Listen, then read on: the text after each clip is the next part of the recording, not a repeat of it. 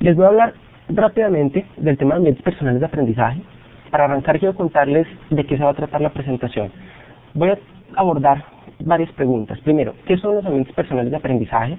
Segundo, ¿por qué es importante, a mi juicio, el tema de ambientes personales de aprendizaje? Tercero, ¿qué problemas tiene? ¿Qué reparos puede uno encontrar frente a esta noción de ambientes personales de aprendizaje? Y por último, ¿cuáles son las implicaciones? Entonces, para empezar, ¿qué son los ambientes personales de aprendizaje? Esto no es exhaustivo. El concepto de ambientes personales de aprendizaje se viene construyendo desde 2004, cuando apareció por primera vez en un taller de JISC, una organización del Reino Unido.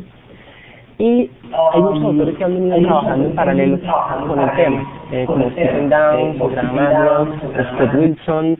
Así que lo que les voy a contar es un poquito mi propia lectura del tema, pero al final de la presentación van a encontrar enlaces adicionales para que puedan profundizar en ese aspecto. Entonces, ¿qué es un ambiente personal de aprendizaje? Miren que para esto decidí tachar la palabra personal y cambiarla por otra palabra que es muy familiar para muchos de nosotros. Si usted tacha la palabra personal y pone en lugar de ella la palabra virtual, tenemos un concepto que conocemos un poco más, que estamos de pronto un poquito más cercanos, el de ambiente virtual de aprendizaje. Y dentro del imaginario que tenemos frente a un ambiente virtual de aprendizaje está, por ejemplo, poner labores administrativas dentro de un sistema de gestión de aprendizaje, que algunas personas en realidad llaman sistemas de gestión de la enseñanza, no del aprendizaje. Esa es una manera de conseguir los ambientes virtuales de aprendizaje. En otros casos son cursos montados en un LMS, es de pronto las cosas más prominentes que vemos, y en muchos otros casos el ambiente virtual de aprendizaje se convirtió en Moodle. Para muchos de nosotros terminó convirtiéndose en ambiente virtual de aprendizaje equivalente a Moodle, lo cual nos ata directamente a las posibilidades buenas o no tan buenas de una plataforma específica. Entonces, a partir de esa comprensión de lo que es un ambiente virtual de aprendizaje, uno podría decir que un ambiente personal de aprendizaje es igual a una plataforma de software. Y hay personas que dicen que es así. Hay personas que proponen que el ambiente personal de aprendizaje, la idea de ambiente personal de aprendizaje, corresponde a una plataforma de software. Pero lo que quiero contarles, o lo que quiero proponerles, es que no es necesariamente una plataforma de software. De hecho, el asunto tiene un alcance mucho más conceptual que tecnológico. Y algo interesante es que, como alguna persona señalaba en la página de Stephen Downes hace unos cuantos meses, en realidad no es que el concepto de ambiente personal de aprendizaje sea una cosa dependiente exclusivamente de la tecnología, ni que sea un descubrimiento de punta. En realidad, de lo que estamos hablando es de hacer visible, hacer tangible, con el apoyo de la tecnología, algo que ya usamos y que está en nuestro entorno todo el tiempo. Entonces, quisiera empezar a desagregar un poquito todo este concepto. Cuando hablamos de ambiente personal de aprendizaje estamos hablando de tres cosas en particular. Primero, ambiente. Si ustedes van a la Real Academia de la Lengua, ustedes verán que ambiente es el entorno. Un sinónimo de ambiente, para el caso que nos ocupa, es entorno, es lo que nos rodea. Entonces estamos hablando de un entorno. Segundo, personal es más fácil. Personal es relativo a la persona, es decir, estamos hablando de lo que es propio de cada uno de nosotros. Y aprendizaje, para la Real Academia, es, entre otras cosas, la acción y efecto de aprender algún arte, oficio u otra cosa. Y el tercero, que también me llama la atención, la adquisición por la práctica de una conducta duradera. ¿Por qué me voy a la Real Academia? Porque si yo no podría abordar muchísimas definiciones de aprendizaje y concepciones de aprendizaje, pues la Real Academia es la que de alguna manera dice cuál es el uso aceptado a nivel global de una palabra.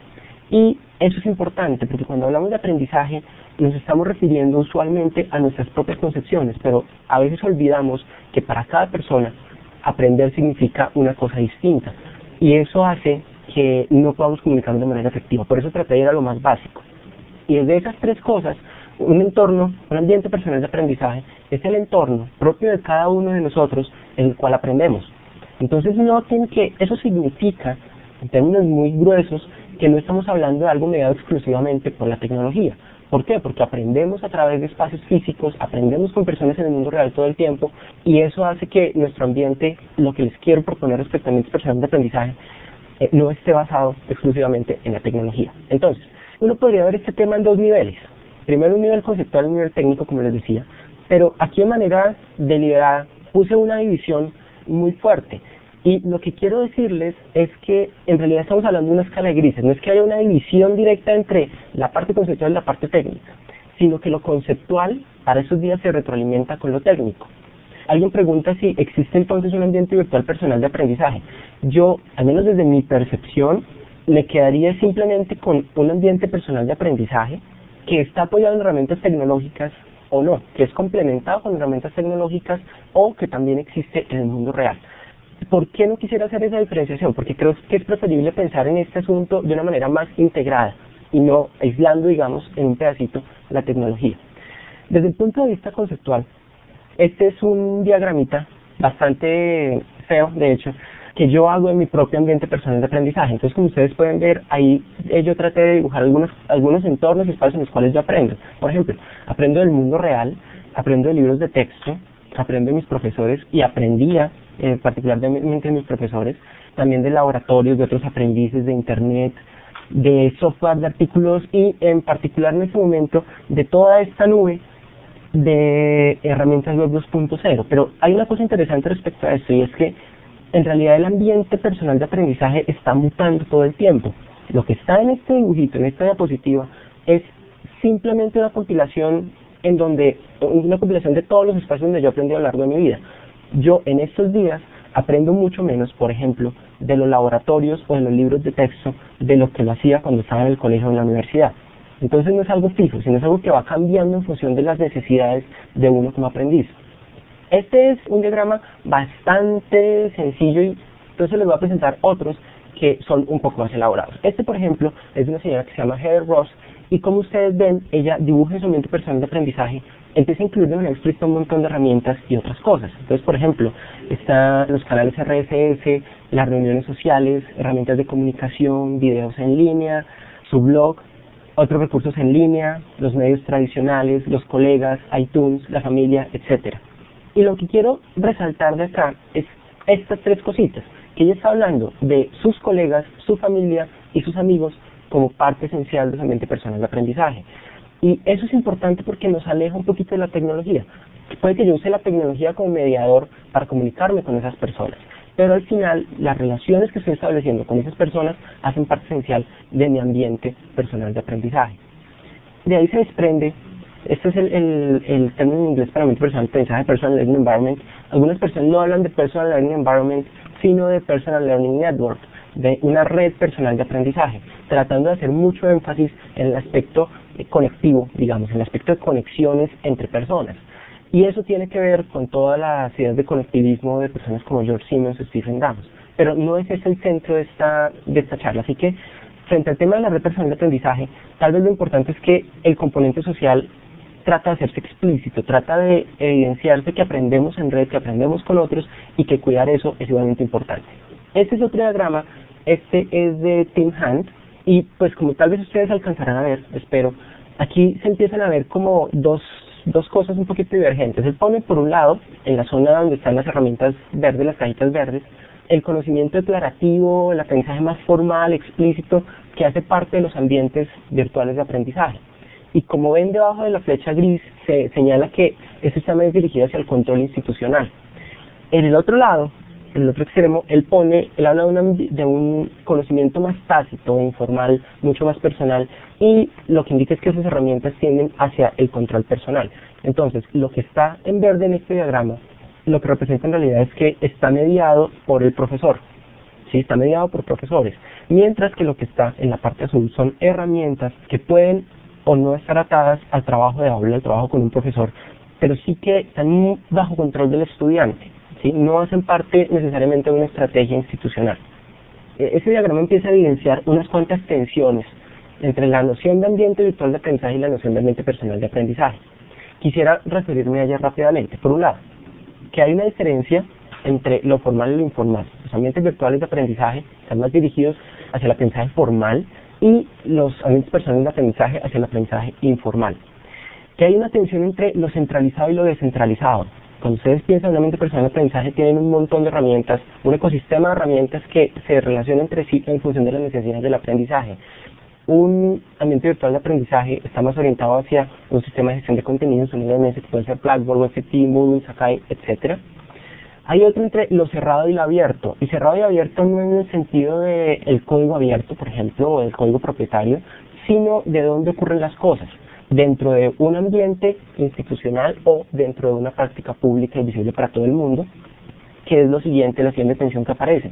Hay una tensión entre lo privado y lo público, entre estar dentro de un salón de clase o estar, como les decía, abiertos y trabajando de manera transparente hacia todo el mundo. Este es otro diagrama, este es de Scott Leslie, y lo que hace Scott es hacer un nivel más de complejidad, pero que permite ver cosas interesantes. Entonces miren que él está en el centro y él habla de varias categorías de herramientas. Entonces están los blogs, el navegador web, los servicios de redes sociales, el etiquetado social, wikis, búsqueda y todo lo que tiene que ver con microblogs y herramientas de presencia. Lo que dice Scott, lo que representan los círculos, son niveles de confianza. Entonces el primer círculo, el más interno, representa a los amigos y a los conocidos confiables, esas personas que están cerca, que hacen parte del núcleo de conocidos de Scott y en quienes él confía desde el punto de vista personal y académico. Luego vienen los amigos de sus amigos y la blogosfera educativa. Entonces lo que él dice es que la manera como él se relaciona a través de estas distintas herramientas con el nivel central de sus amigos es distinta a la forma como se relaciona con el segundo círculo, y es distinta a la manera como se relaciona con el círculo más externo.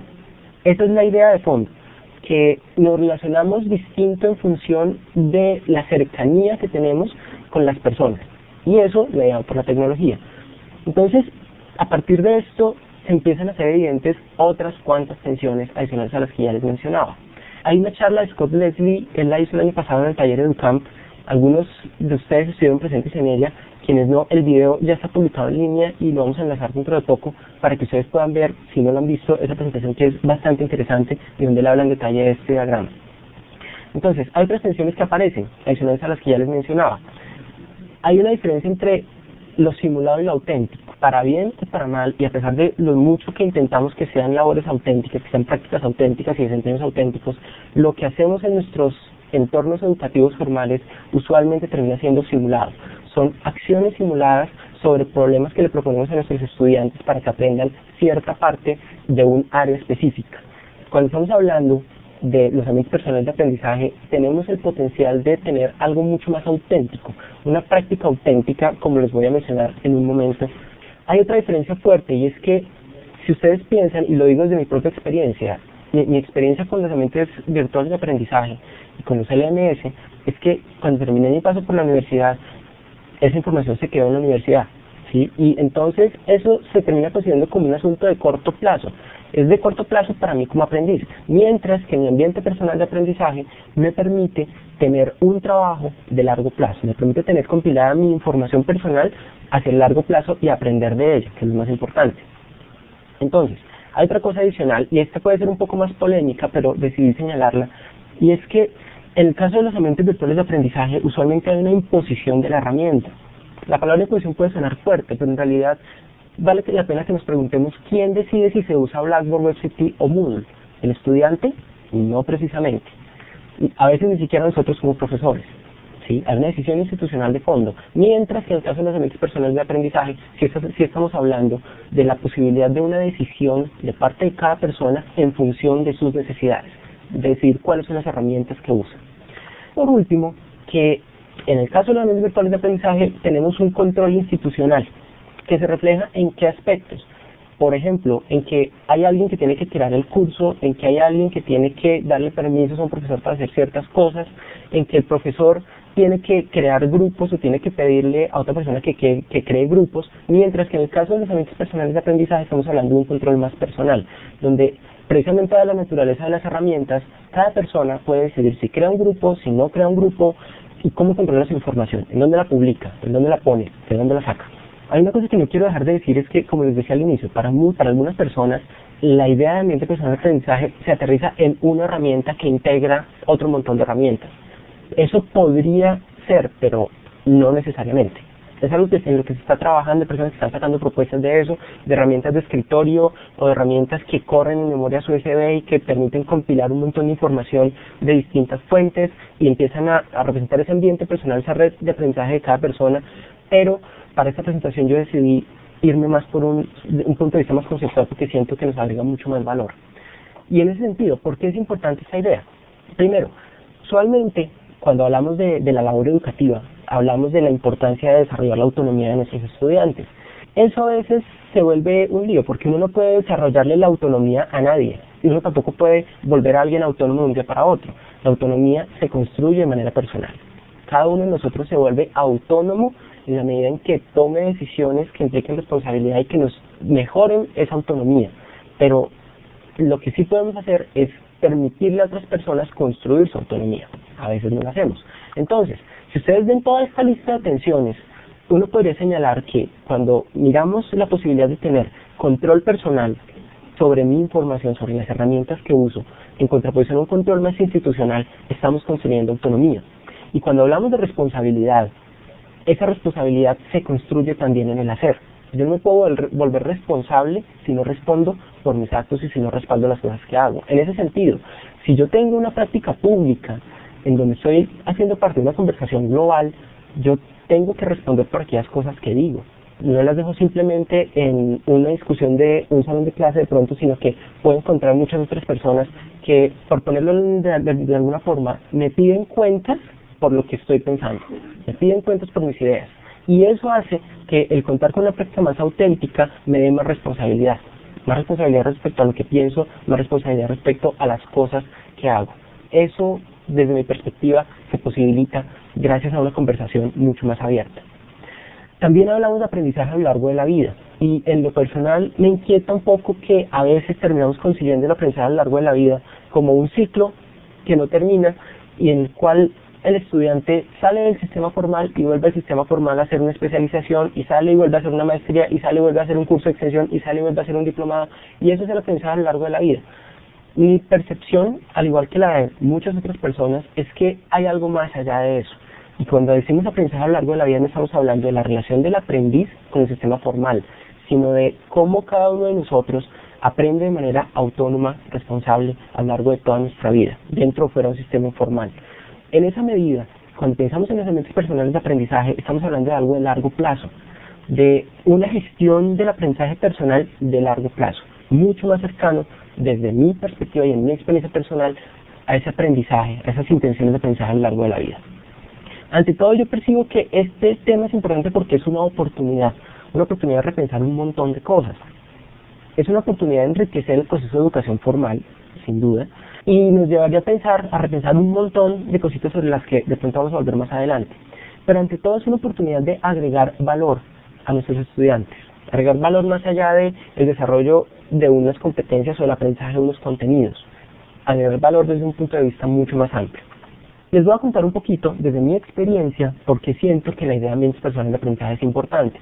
2006 fue para mí como un punto de quiebre, digamos que yo podría hablar de antes de 2006 y después de 2006, porque algo interesante ocurrió en 2006, y es que empecé a escribir mi blog, que así se veía en esa época. Entonces, lo primero que escribí el domingo 30 de julio de 2006 fue como un inicio, empezar a reflexionar sobre mis ideas en público.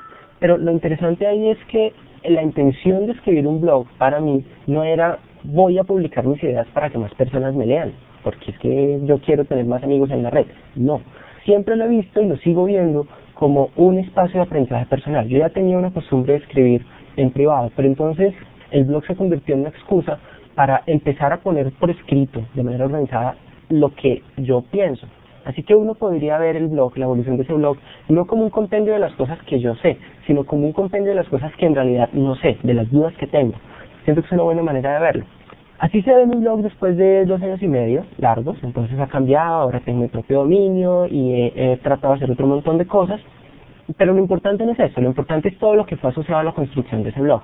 Entonces, una cosa nuclear dentro de eso, dentro de escribir un blog, que es como para mí, en lo personal, la parte nuclear del ambiente personal de aprendizaje, es no solo escribir, sino leer, ¿sí? Y cambiar las fuentes de lectura, que es algo que alteró bastante mi percepción del mundo y mi relación con la información. Entonces, lo que está aquí en la pantalla son 4 imágenes de 4 blogs que yo leo. Entonces está uno de David Warley, el de Nancy White, el de Scott Leslie, el de Stephen Downes, y cada uno de esos blogs genera un archivito de texto usando una tecnología que se llama RSS. RSS todo lo que permite es que una aplicación web, una página web, notifique de manera automática a otras páginas web o a otras aplicaciones que hubo una actualización. Y eso se hace a través de archivos de texto. Es una explicación bastante escueta, pero en términos generales de eso se trata. Lo interesante es que esos archivitos, esas notificaciones, las generan no solo los blogs, sino sitios como YouTube, SlideShare, o Twitter, o Delicious. Entonces, la compilación de todo eso, yo la hago en una herramienta que se llama Google Reader. y de ahí compilo todas las suscripciones que yo tengo.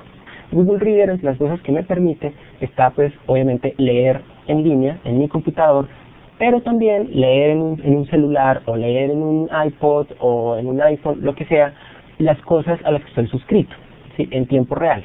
Si usted no sabe muy bien qué es RSS, piensen como si usted tuviera un periódico que le llega no todos los días, sino cada segundo, con información actualizada a su medida, con la información que a usted le interesa, no con la información que le puede interesar a todo un país o a toda una ciudad, sino la que a usted le interesa. Piensen en algo de ese estilo.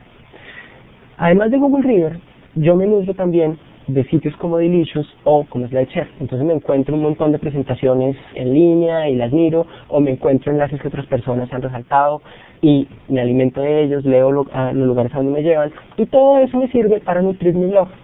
Bueno, no directamente para nutrir mi blog, en algunos casos uso esa información para hacer explícito lo que estoy leyendo, por ejemplo, lo que estoy consultando. Pero todas esas ideas que están detrás de esas herramientas tecnológicas son las que alimentan mis propias reflexiones que hago explícitas en mi blog. El asunto no termina ahí, porque usando esa misma tecnología de RSS, yo le cuento a Twitter y a Facebook las cosas que escribí, notifico a mi red personal las cosas que estoy escribiendo, y también escribo en otros lugares como WebPaint, que son wikis, o como Google Groups, en donde está la lista de Correo Learning Colombia. Este ciclo se cierra cuando a través de Twitter, por ejemplo, empiezo a recibir enlaces y redirecciones a nuevas cosas en SlideShare, por ejemplo, o a nuevo material, nuevos blogs que puedo enlazar en Google Reader. Entonces, el asunto se vuelve cíclico y termina siendo una espiral creciente. Entre más información consumo, más habilidad va desarrollando uno para percibir ciertos patrones y para identificar rápidamente cuál información le interesa y cuál no. Y eso a su vez alimenta las reflexiones que a su vez generan más discusión, etcétera.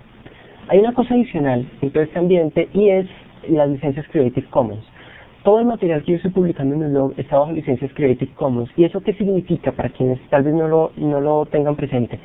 Que cualquier persona puede utilizar ese contenido que yo estoy poniendo allí, puede redistribuirlo, puede reproducirlo, en algunos casos puede modificarlo, siempre y cuando haga la atribución correspondiente. ¿Eso qué implicaciones tiene? Significa que usted puede usar mis ideas para no para su propio beneficio, sino para construir sobre ellas. Sí tiene una limitación de uso no comercial, pero más en la intención de mantener esa información dentro de entornos académicos. Hay toda una discusión respecto a si esa cláusula de uso no comercial tiene sentido o no, y cómo afecta ese ecosistema de información compartida, pero de nuevo ese no es el alcance de esta charla. Lo importante de fondo es que el hacer explícita esa decisión de usar licencias como Creative Commons ya está diciendo cuál es mi postura respecto a compartir mi conocimiento y la información. Pero voy a volver sobre eso más adelante. ¿Para qué me ha servido a mí todo eso? Yo percibo en lo personal que eso me ha generado una práctica reflexiva. Yo ahora percibo un poco más cuáles son mis intereses. He construido mi autonomía y mis intereses como aprendiz. Y hay herramientas que le ayudan a uno a ver esa práctica. Por ejemplo, esta es una nube de palabras de mi blog, según una herramienta que se llama Wordle, y lo que ustedes ven ahí son las palabras más frecuentes en mi blog. Entonces, afortunadamente, las palabras son educación y tecnología. Pero miren que una visualización como esta le permite a uno ver otro tipo de relaciones interesantes. Por ejemplo, busquen la palabra sistema y sentido. Vean que hay una relación inesperada allí. Y uno se podría preguntar acerca del sentido del sistema, que es algo que hago todo el tiempo. ¿Cuál es el sentido del sistema educativo? ¿Hacia dónde va? ¿Cuál es el fin que está persiguiendo? Uno puede, usando Wordle, generar una y otra vez estas nubecitas. Entonces miren que otra, sobre las mismas palabras, nos permite ver otro tipo de relaciones. Por ejemplo, ¿cuál es el sentido del sistema? ¿Cuál es el sentido de la tecnología? Esas relaciones que me permite ver algo como Wordle me sugieren nuevas relaciones frente a los temas que yo estoy tratando y hacen evidente las cosas que me interesan. Herramientas de visualización, insisto, como esas, nos permiten ver otro tipo de cosas. Aquí hay otra cosa más, que es la nube de tags de mi Delicious, de la información que yo estoy compilando. Entonces aquí es evidente que mis intereses van no en una línea distinta a la educación y tecnología, pero sí se hace mucho más evidente cuáles son esos intereses. Como ustedes verán, aparece e-learning como uno de los temas importantes, planes estratégicos de uso de TIC como otro tema muy interesante para mí, los objetos de aprendizaje, y allá abajito en verde, el cambio de paradigma en educación. Esas son las cosas que estoy leyendo y las cosas que más reseño. Lo interesante es que esto cambia a medida que pasa el tiempo. Supongan que ustedes tienen un grupo de estudiantes que está arrancando un proceso de reflexión o escritura, y ustedes les piden que hagan una nube de este tipo sobre sus primeros escritos, y al final del semestre o del curso les piden que hagan una segunda nube. Ustedes podrían comparar las dos cosas, no solamente en dos momentos del tiempo, sino en muchos momentos a lo largo del tiempo, y evidenciar cómo los intereses y cómo la orientación de la escritura va cambiando. Entonces, esto permite visualizar de manera muy rápida y muy sencilla las relaciones y los intereses que una persona tiene. Otra cosa importante es que yo ya me acostumbré a tener una práctica pública. Esa práctica pública significa que hay mucha gente que está enterada de lo que estoy haciendo. Este es un mapa de las visitas de personas a mi blog. Y el punto aquí no es decir, mire cuánta gente me visita, cuánta gente de todo el planeta viene. Ese no es el punto. Lo interesante es que este mapa empezó vacío. Cuando yo empecé a escribir en 2006, no había nadie que viniera a visitarme. Yo solamente estaba escribiendo porque sentía que era importante para mi proceso de aprendizaje escribir. No obstante, empezó a llegar gente poco a poco, y cosas inesperadas y hasta mágicas empezaron a ocurrir. Lo interesante es que esa práctica pública me ayuda a ser parte de una conversación global. Hay una limitante importante con la barrera del idioma. Yo escribo en español, y buena parte de esta conversación se está generando en inglés. Así que eso es un factor importante, pero más allá de eso, lo importante es que es esa sensación para mí de estar haciendo parte de una práctica, de una conversación global. Hay otras herramientas que me permiten visualizar cómo estoy yo en relación con mis amigos en esa práctica pública. Entonces, por ejemplo, este es un dibujo de algunos de mis amigos en Twitter, una de las personas que me siguen en Twitter, que me permite ver qué tan cerca y tan lejos estoy en términos de conversación con ellos. Esta es otra más de mi grupo de contactos en Facebook. Y lo interesante aquí, de nuevo, en términos de visualizaciones, cómo usted se da cuenta de las zonas que representan los espacios de aprendizaje laborales y físicos por los cuales ha transitado. Entonces, por ejemplo, en la parte azul del mapa representa las personas con las que trabajé en la Universidad de los Andes mientras estaba allá. La parte verde representa conjunto de personas que estudiaron conmigo mientras yo estaba en la Universidad de los Andes. La parte roja representa el grupo de personas que han trabajado conmigo mientras estuve en el Ministerio de Educación, y por allá en la esquinita se ve también personas de la Universidad de AFIT. No están claros los enlaces, pero están allí presentes. Lo interesante aquí es que tengo un mapa de todas las personas con las que me he relacionado, y yo puedo decidir hasta qué punto estoy cerca o estoy lejos de esas personas. También puedo ver las relaciones entre ellas y puedo ver cómo estoy yo en relación con esas redes. Esto es parte de mi práctica pública. Cada vez que yo escribo un post en mi blog, toda la gente que es amiga mía en Facebook se entera, toda la gente que me sigue en Twitter se entera, y algunos de ellos vienen y hacen parte de esa conversación a partir de lo que estoy publicando. Algunos vienen y me cuestionan lo que estoy diciendo con justa razón, otros vienen y me dicen, me parece muy bien pero le falta tal cosa, y eso me enriquece a mí como aprendiz. Y no dependo de un salón de clase para tener acceso a esa conversación. Ese es tal vez el punto más importante. Ante todo, estas redes me dan inspiración. Estas redes de personas y esta conversación me da inspiración permanentemente y le da un sentido y significado a las cosas que hago. Y para mí eso es crucial. ¿Por qué? Porque se relaciona directamente con mi interés como aprendiz. Es muy claro para mí cuál es el sentido de lo que estoy haciendo en mi práctica diaria y de lo que estoy aprendiendo. Es muy claro para mí cuál es el significado de lo que quisiera hacer, de las cosas que intento promover. Y eso cambia la perspectiva completamente, porque uno ya no va a trabajar porque le toca, ni va al colegio porque le toca, ni va a la universidad porque hay parcial, sino porque estoy aprendiendo algo, porque el día de hoy aprendí algo que es crítico para el problema que yo quería resolver, y para avanzar de pronto un poquito más en entender cómo funciona el mundo. Esa ha sido mi experiencia. Pero no obstante, a pesar de mi propia experiencia, uno sí puede encontrar reparos permanentes a la idea de un ambiente personal de aprendizaje apoyando este tipo de herramientas. Y quiero referirme a algunas de ellas, que no son todas las objeciones, y uno siempre podría argumentar que, como yo tengo la posibilidad de hacer las preguntas y contestarlas, estoy siendo parcializado, bastante justo, pero sí quiero referirme a algunas de estas cosas. Primero, una objeción inicial es, pero es que esto no es para todo el mundo. Esto es para ciertas áreas, es que si este personaje trabaja en educación y tecnología, a eso se dedica. Es obvio que tenga un blog, es obvio que se mantengan esas herramientas, pero eso no es para todo el mundo. Quisiera usar un contraejemplo para eso. Antes del contraejemplo sí quisiera señalar esto. Si ustedes ven el diagrama que yo tenía hace un momento, que refleja de alguna manera algunas de las herramientas que yo uso, teniendo a mi blog como punto central, y cambian ese blog, que representa un área específica de conocimiento a la que yo me dedico, si lo cambian por cualquier área del conocimiento, miren que ese ecosistema de herramientas sigue siendo válido. Usted podría leer en Google Reader acerca del tema que a usted le interese. Y esa lectura podría alimentar su reflexión en un blog sobre el tema que a usted le interese. Y usted igual podría notificar a sus redes de amigos, a sus redes personales de aprendizaje sobre lo que está aprendiendo y sobre lo que está diciendo. Entonces no es un asunto en realidad tecnológico, no es un asunto que depende del área exclusivamente. Y quiero contarles un caso que representa que cualquier área puede beneficiarse, y es un caso que he podido ver de cerca. Resulta que mi novia es psicóloga, y ella durante un par de años tuvo que aguantar mi insistencia: ¿por qué no abres un blog? Mira lo chévere que es para mí mi blog, he aprendido un montón, mira lo que me escriben, etcétera. Tuvo que aguantarse esa perorata durante al menos 2 años.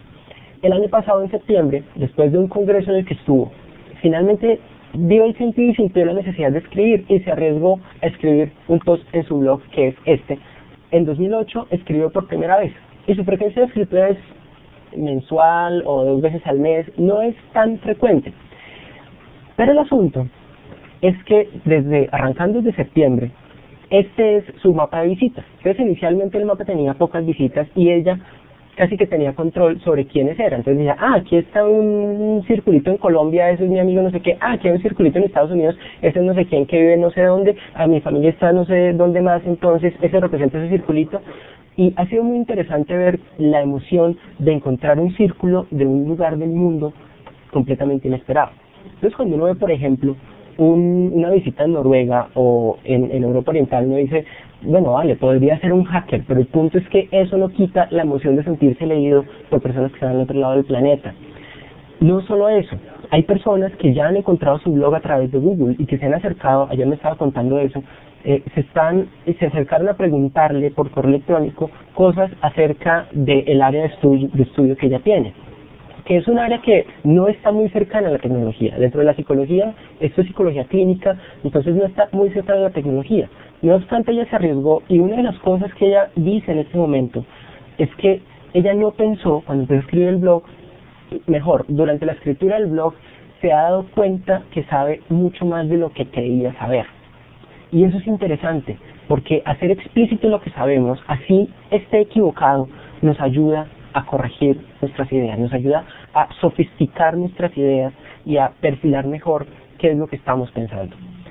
Este es la nube de etiquetas de ella. Entonces, como verán, es muy distinta a la mía, como uno esperaría de un psicólogo junguiano.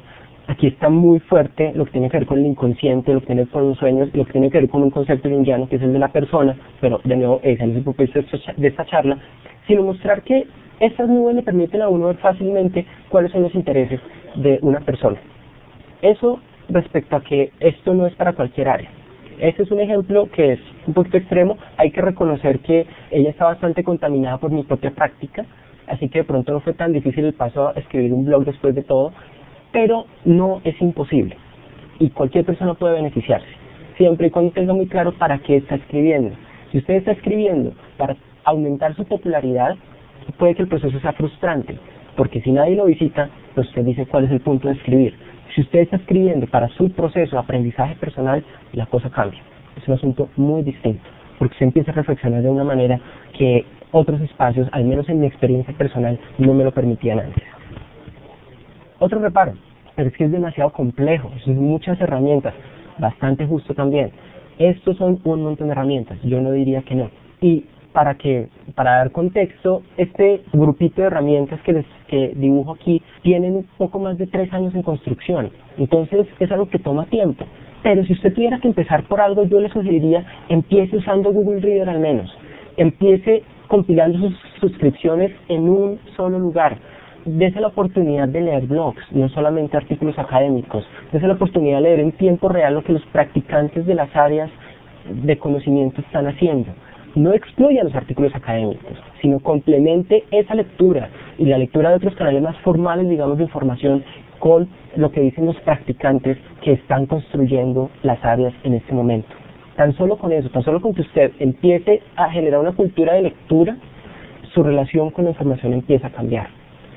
Después usted puede atreverse a comentar en blogs, y después tal vez usted puede atreverse a tener su propio blog o a tener otra herramienta que le permita participar en línea y expresar sus ideas en línea. Depende de usted. El punto es complejo, sí, pero por algo se puede empezar. Y mi sugerencia sería, empiece por algo como Google Reader. Hay otra cosa respecto a la idea de la complejidad. A veces estamos tan acostumbrados a hacer las cosas de cierta forma que los problemas se nos vuelven muy complejos. Si yo les digo a ustedes que vamos a hacer 10 horas lectivas de cada herramienta web 2.0 en una lista de 20, pues mire que multiplicando rápido, eso son 200 horas lectivas. Y uno dice, caramba, pero ¿a qué horas voy yo a dedicar todo ese tiempo para aprender 20 herramientas? Esa es parte de la experiencia que hemos tenido con los talleres educantes. Si bien uno no puede decir que el nivel de profundización de un taller educante es igual al de 10 horas lectivas sobre una herramienta, es claro que no. Lo que sí es interesante es ver que cambiar la forma como se hacen las cosas, como se plantea el aprendizaje de estas herramientas, resulta enriquecedor para muchas personas. En el segundo taller que hicimos, que fue en la ciudad de Medellín, yo tengo que mencionar a una persona que dejó un comentario que está disponible en la red, de hecho, y ella decía que ella pensaba que aprender acerca de estas herramientas le iba a costar un montón de tiempo, un montón de dinero y un montón de esfuerzo, y que ella no pensaba que pudiera aprender tanto en tan poco tiempo.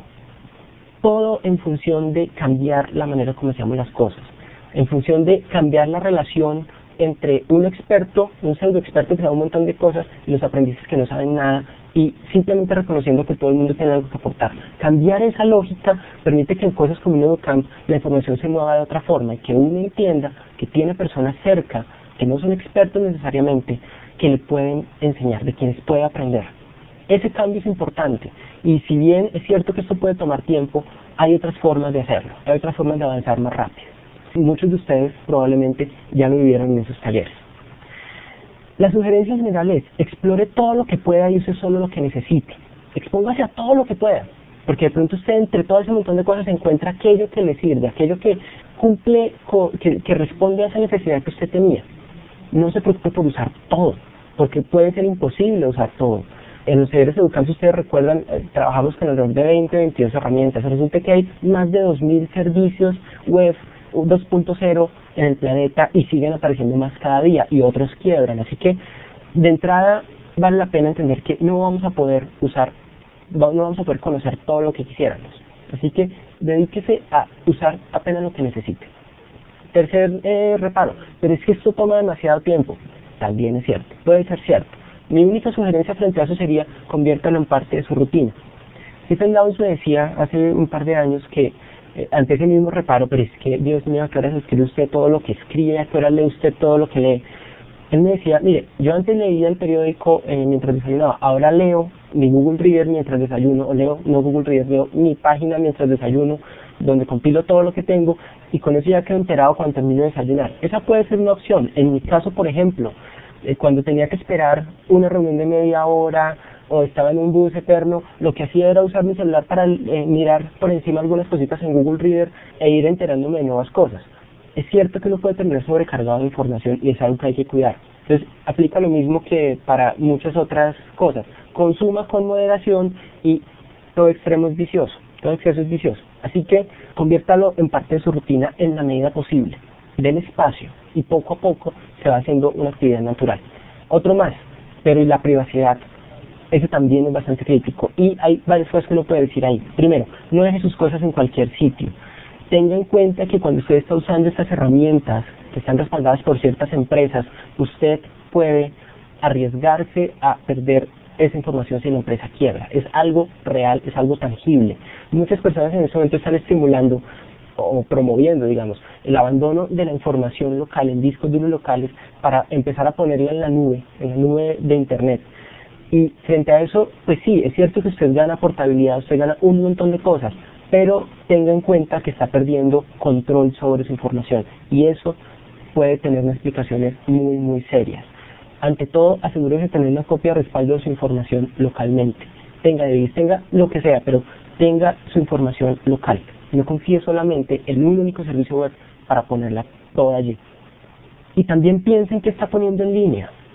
Tenga en cuenta que cuando usted sube una foto a muchos servicios, sea el servicio Flickr, Facebook, cualquiera de ellos, cuando usted la sube está perdiendo control sobre ella porque cualquier persona puede descargarla.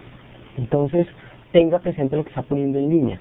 Hay casos de personas de la blogosfera de Estados Unidos que han empezado a tener mucho más control sobre las fotos de su familia que ponen en Flickr.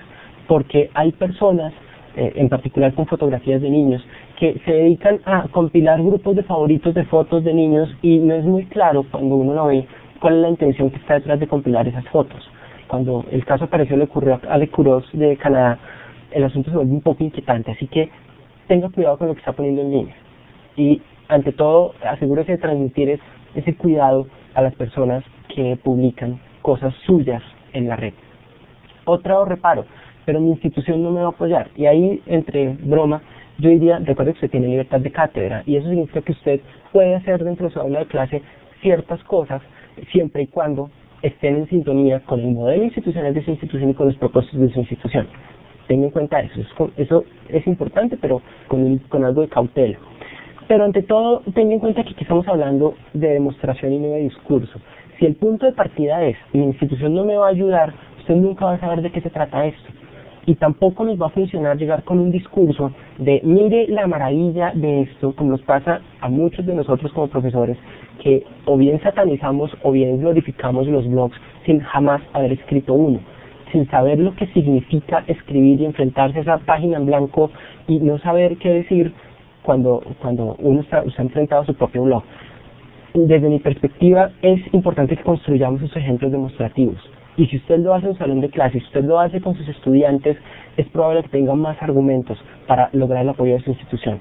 Tenemos que trabajar hacia hacer demostración de que esto puede funcionar y hacer evidente también que cosas pueden salir mal, y no simplemente tener un discurso al respecto. Otro más, es que eso es apenas otra tecnología. Eso no tiene nada que ver con lo que hacemos aquí, eso es pura moda. Eso ya va a pasar. Lo que yo tendría para decir frente a eso es, tal vez. Es probable que sea otra moda. Yo en ningún momento pretendería sugerir que este es el cambio que va a transformar la manera. No. Puede que no.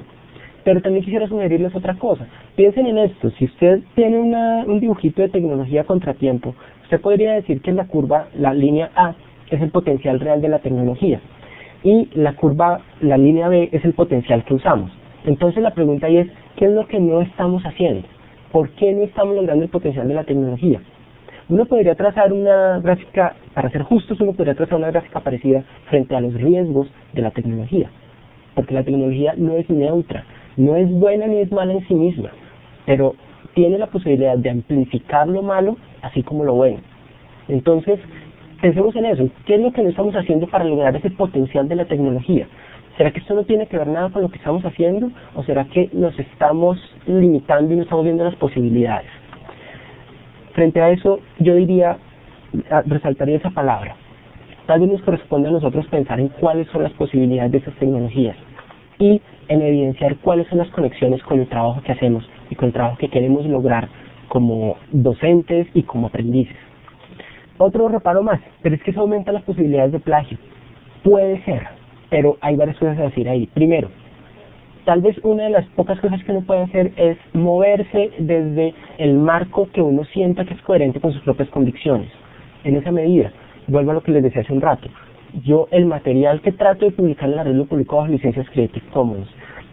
Buena parte del trabajo que leo, del trabajo que estoy dispuesto, está publicado bajo licencias Creative Commons. Y el trabajo para los cursos y las cosas que hago, trato de que esté embarcado entre licencias Creative Commons. Si ustedes ven esta presentación, todas las imágenes que están puestas allí, o bien son de dominio público, o bien son clip art que es utilizado públicamente, o bien están protegidas bajo licencias Creative Commons. Entonces, uno puede hacer el ejercicio de buscar cuántas infracciones al derecho de autor tiene uno por presentación. Yo no diría que esta presentación no tenga ninguna, solo que trato cada vez más de ser cuidadoso frente a eso y frente a lo que escribo, de señalar quién dijo qué, dónde lo dijo, respetando eso. Entonces, lo único que uno puede hacer tal vez es comportarse de manera justa y honesta frente al reconocimiento del trabajo de otros. Frente a una labor más de aula, cuando hablamos de que el plagio aumenta, miren que de fondo de lo que estamos hablando es de unos estudiantes que están tratando de superar una carrera de obstáculos, y eso es peligroso. Si usted genera un trabajo, si usted le propone a sus estudiantes un trabajo que tenga sentido, que le dé significado a lo que ellos están pensando y que esté pensando en función de sus propias necesidades, es probable que el plagio deje de ser algo crítico. Y lo digo porque, al menos desde mi caso personal, en la medida en que tengo sentido y tiene significado las cosas que estoy haciendo, no siento la necesidad de plagiar, porque se trata de construir mis propias ideas. En ese sentido también tenemos que ser creativos en la manera como evaluamos. No podemos pretender que no tengamos plagio si todo lo que le pedimos a los estudiantes es entregarnos trabajos escritos en los que no tienen que reflexionar en general, o en los que la reflexión es simplemente una excusa para que llenen un montón de páginas que no tienen nada que ver con lo que son sus vidas. Así que es otro aspecto en el que tenemos, creo yo, que pensar bastante. Y quería complementar eso con esta cita de Miguel Ángel.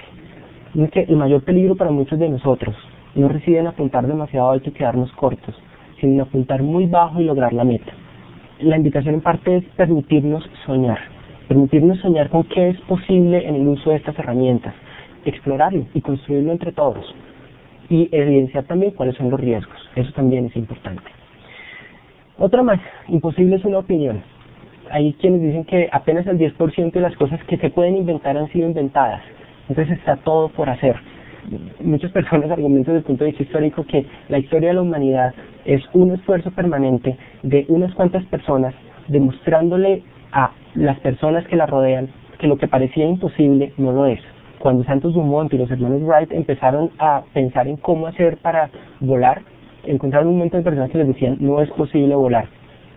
Es como nuestra especie ha evolucionado, cambiando una y otra vez el límite de lo que es posible y de lo que es imposible, demostrando que no era imposible volar, que no era imposible comunicarnos en tiempo real con muchos lugares del país como estamos haciendo en este momento, demostrando eso. Esto hace 20 años o 30 años era imposible probablemente, hoy lo estamos viviendo. ¿Cuántas de esas cosas que pensamos que son imposibles están en nuestras manos para ser transformadas? Es una pregunta que queda abierta. Por último, ¿cuáles son las implicaciones? Yo no voy a detenerme mucho aquí porque, como les decía, prefiero que conversemos un rato al respecto, pero hay 4 áreas en las que, a partir en particular de los intereses de las personas de Univalle, uno podría ver implicaciones. Primero, en términos de formación docente, ¿cómo afecta la idea de una mente personal de aprendizaje la formación docente? ¿Será que tiene sentido que sigamos haciendo formación docente en un salón de clase, en una modalidad magistral o en talleres en donde todo el mundo sigue lo que el experto hace? ¿O será que hay otras cosas que tenemos que desarrollar? Segundo, en la producción de materiales, que es un tema álgido en nuestras instituciones. Tenemos que producir materiales. ¿Cómo deberían ser esos materiales? ¿Son materiales de apoyo a la enseñanza o de apoyo al aprendizaje? Y eso es importante porque son cosas muy distintas. Mi percepción personal es que muchos de los objetos de aprendizaje que nos encontramos en muchos lugares son en realidad objetos de enseñanza, que no están planteando actividades de aprendizaje para los aprendices que van a beneficiar de ellos. Y eso es, en mi perspectiva, muy serio, porque estamos usando ciertos términos para enmascarar otras cosas. Así que hay un asunto ahí de ser consecuentes. Otro más, ¿cómo afecta eso la labor de enseñanza? La labor de enseñanza que involucra obviamente la evaluación, la tutoría, todas esas cosas, ¿cómo lo afecta? Pero ante todo, y por eso decidí ponerlo en la parte de más arriba, ¿cómo afecta todo esto el aprendizaje? ¿Cómo afecta la noción de mente personal de aprendizaje el aprendizaje? Por favor, vayan a esta dirección. Es un video de 5 minutos que tal vez algunos de ustedes vieron en las presentaciones de Scott Leslie el año pasado, pero que ahora ya está subtitulado. Entonces, continuamos en 5 minutos, que es lo que dura el video más o menos. Bien, quiero sugerirles algunos principios frente a este asunto de cuáles son las implicaciones. Principios que me parecen importantes. Primero, es importante que nos enfoquemos en el aprendizaje. Maquiavelo estaba preguntando hace un momento en el chat, ¿qué hay más multimedial que un profesor presencial? Y ahora que existen esas herramientas, ¿será solo un proceso de cambiar los métodos de enseñanza y no seguir el objetivo de aprender? Desde mi perspectiva, los métodos de enseñanza están al servicio del aprendizaje, y mi sensación es que por momento nos hemos olvidado de eso. Y PowerPoint se convierte en una herramienta que nos permite a nosotros como profesores tener el guión de todo lo que tenemos que decir, en lugar de estar apoyando los procesos de comprensión de nuestros estudiantes, lo cual desde mi perspectiva es bastante serio. Por eso pienso que es importante que nos enfoquemos en el aprendizaje, que superemos la dicotomía de si el sistema debe estar basado en el profesor o en el estudiante, y que pensemos en estar enfocados en el aprendizaje de todos los actores del sistema. Mi sensación es que eso puede transformar muchas cosas. Otro más, todos somos aprendices. Algunas de esas diapositivas ustedes ya las han visto en otros escenarios, en otros talleres, pero siento que siguen siendo importantes. Y en particular esto me parece muy, muy importante. Estoy convencido de que todos estamos aprendiendo todo el tiempo. Incluso cuando somos expertos con doctorados y nos llega un aparato nuevo a la casa, pasamos algo de tiempo sufriendo con cómo manejarlo. He visto más de un caso, y yo lo he sufrido también, en donde personas con una altísima experticia técnica y con todo el conocimiento del mundo no somos capaces de usar un aire acondicionado. Y eso también es aprendizaje. Por otro lado, todos sabemos de la explosión de información que tenemos en todas partes y peor aún a través de la red. Tenemos muchas más posibilidades de que ese conocimiento nos llegue y para muchas personas eso significa que las áreas de experticia van cambiando muy rápido. Hay algunos principios fundamentales que se mantienen y que no van a dejar de mantenerse, pero si nos acomodamos en la certeza de creer que no necesitamos aprender, perdemos de vista un montón de cosas que van a seguir ocurriendo, independientemente de que nos parezca bien o no. Otra más, cuestione todo. Y siento que esto es completamente crítico frente a todos los procesos de desarrollo del pensamiento crítico. Hay una cosa que estoy pensando en alguna presentación que hacía, tal vez fue en el primer EduCamp que tuvo aquí, y que me parece completamente valioso repetir. Por cada persona que le diga que el mundo es de cierta manera, por favor, usted necesita otra que le diga, no, no lo es. Porque eso es lo que genera el pensamiento crítico. Así que no me crea a mí respecto a las bondades o desventajas o lo que sea de los ambientes personales de aprendizaje. Documéntese de otras fuentes. Por eso traté también de poner algunos reparos, porque siento que es importante tener toda esa perspectiva. No podemos seguir suponiendo que la tecnología nos va a cambiar en sí misma las cosas, porque no es así. No es un cambio de tecnología y me atrevería a decir que no es un cambio de simplemente de técnicas de enseñanza. Es un cambio en la concepción de cómo y para qué sirve la educación, sobre todo de para qué estamos educando. Y eso significa cuestionar todo. Por otro lado, modelar prácticas. Lo que les dije hace un momento es igual o más importante desde mi perspectiva la demostración de la práctica que el discurso. Por eso traté de poner dentro de esa presentación esas cosas que en mi experiencia han funcionado y lo que ha representado. Puede que sea simplemente o solamente cierto para mí y que nada de eso sea transferible a sus propias realidades. Eso es una posibilidad. Pero al menos yo puedo decir que estoy modelando una práctica. Puedo decir, mire, desde mi experiencia esto funciona de tal manera y de pronto para usted es distinto, pero para mí funciona. Es lo mismo que hacemos en los talleres EduCamp, intentar que las personas estén expuestas a un ambiente que sea consecuente con lo que estamos diciendo. Si todos somos aprendices, no puede haber un experto que es el que dice cómo funcionan las cosas, sino que todos tenemos mucho que aportar. Por último, apertura. Apertura en todo sentido, apertura sobre todo frente a las certezas con las que vivimos. Mi sensación personal es que poco a poco lo que está ayudando a hacer la tecnología es darnos cuenta, es ayudarnos a percibir que lo que consideramos válido y verídico finalmente es una construcción social. El mundo no es lo que nosotros decimos que es. Como muchas personas como Neil Postman y muchos otros han visto, el lenguaje es lo que nos permite relacionarnos con el mundo. Así que la validez y la veracidad está mediada por el lenguaje y por las convicciones de quienes proponen ciertas cosas. No significa que el mundo sea tal cual como nosotros lo describimos. Pero de nuevo eso escapa un poquito del alcance de esta charla. En fin, quisiera proponerles para cerrar una reflexión personal alrededor de varias preguntas. Primero, ¿qué prácticas estoy modelando? ¿Qué es lo que yo hago en mi salón de clase y en mi práctica diaria? Segundo, ¿para qué lo hago? ¿Para qué hago eso? ¿Porque me toca, porque tengo clase o por alguna otra razón? ¿Cuál es la visión del mundo que estoy representando, consciente o inconscientemente? Miren que cuando ustedes deciden cuáles son las lecturas que les ponen a sus estudiantes en un curso, ustedes ya están reflejando una visión del mundo. ¿Estamos haciéndolo de una manera que genere un sentido crítico o estamos simplemente propagando una visión específica del mundo que deja por fuera muchas otras? ¿En qué y en quién creo en esa medida? ¿Cuáles son las cosas en las que yo creo y que desde mi perspectiva consciente o inconscientemente estoy propagando? Y por último, ¿cuáles son las cosas que valoro? ¿Cuáles son las cosas que en realidad siento que es necesario tratar de transmitir? En síntesis, ¿cómo es el mundo en el que quiero vivir? Todo eso tiene que ver con esa simple pregunta.